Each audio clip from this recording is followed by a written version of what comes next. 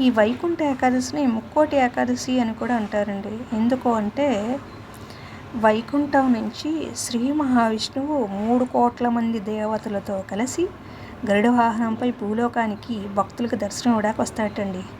అందుకే ఈ ఏకాదశికి ముక్కోటి ఏకాదశి అని పేరు వచ్చింది. ఈ రోజునే వైష్ణవాలయాల్లో ఉత్తర ద్వార దర్శనం కలుగుతుంది. తర్వాత ముక్కోటి ఏకాదశి అనే పేరు రావడానికి కారణం ఇంకొకటి ఏంటంటే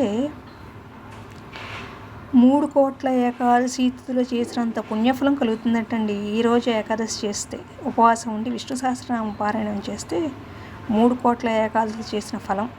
సంవత్సరానికి 24 ఏకాదశులు వస్తాయి కదండి, నెలకి 2 చొప్పున. ఆ 24 ఏకాదశిలో ఈ ఏకాదశి చేస్తే 3,00,00,000 ఏకాదశులకు సమానమైందట ఈరోజు. అందుకని కూడా ముక్కోటి ఏకాదశి అనే పేరు వచ్చింది. ఇక ఇది రంగనాథ స్వామి ఆలయంలో అయితే ఈ వేడుకలను ఉత్సవాల రూపంలో 22 రోజుల పాటు నిర్వహిస్తారటండి.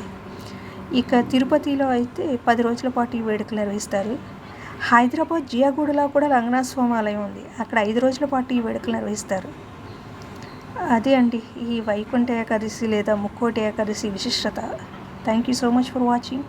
Keep watching. Love you all. Bye.